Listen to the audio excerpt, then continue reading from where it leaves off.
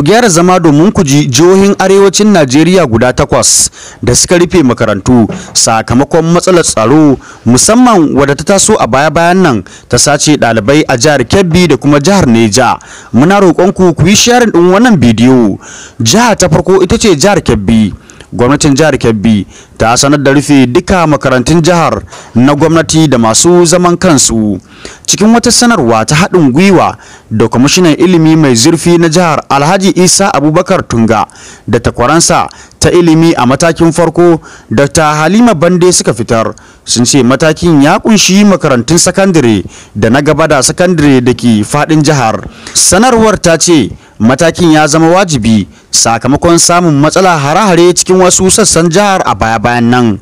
Matakin ya shafi duka manyan makarantun jihar in banda kwalejin koyon aikin jinya da ungozoma da ke birnin Kebbi, babban birnin jihar, kamar yadda sanarwar ta yi ƙarin haske.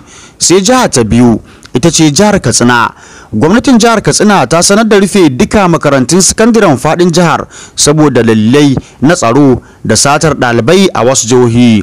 Kwamishinan ilimi na jihar Honorable Yusuf Suleiman Jibiya ya shaida BBC cewa gwamnatin ta ɗauki matakin ne saboda abubuwan da ke faruwa a makwabtan jihohi na satar ɗalibai. Ya ƙara da cewa rufe makarantun na wucin gadi ne, bayan komai ya daidaita za su umarci ɗalibai su koma makarantu domin rubuta jarabawar ƙarshen zango wadda ita ce dama yanzu ta rage. Sai jiha ta gaba ita ce jihar Yobe.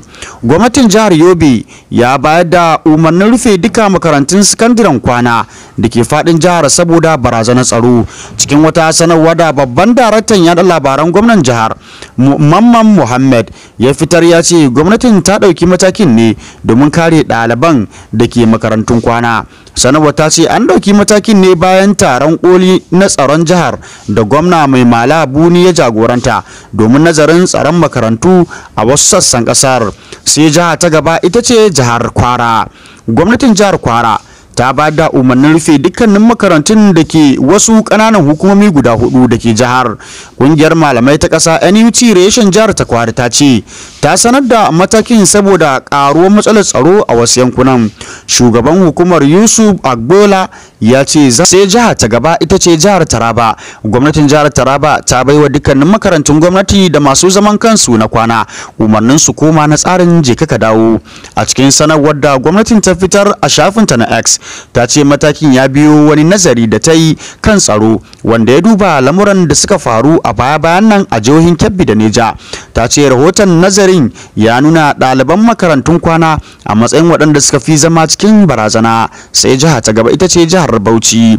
Gwamnatin jihar Bauchi ta sanar da rufe dukkanin makarantun firamare da sakandare da manyan makarantu na gwamnati da masu zaman kansu. Cikin wata sanarwa da gwamnatin jihar ta fitar, ta ce ta ɗauki matakin ne bayan yin shawarwari mai zurfi sakamakon matsalolin tsaron da ke shafar ɗalibai da malamai da ma makarantu. Sai jiha ta gaba ita ce jihar Plateau. Ma'aikatar ilimi ta jihar Plateau ta ba da umarnin rufe duka makarantun jihar na firamare da sakandare sakamakon karuwar matsalar satar ɗalibai a ƙasar. Hukumar ilimi a matakin farko ta jihar wato PSBEB ta bayyana ɗaukar matakin a matsayin matakin kariya ga ɗaliban jihar. Ma'aikatar ilimin jihar ta ce matakin na wucin gadi ne kuma ya zama dole la'akari da halin da ake ciki.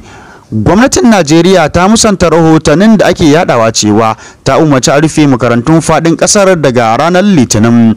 Cikin wata sanarwa ta ma'aikatar ilimi ta ce rahoton ba gaskiya bane. Rahoton ba daga gwamnatin tarayya yake ba ko ma'aikatar ilimi ko wata ma'aikatar ilimi ta jiha ko wata hukumar tsaro, inji sanarwar. A ranar Juma'ar da ta gabata ne wata sanarwa aka ce daga gwamnatin Najeriya ce ta sanar da rufe makarantun sakandare na kwana 41 mallakarta da ake kira Unity Schools a faɗin ƙasar.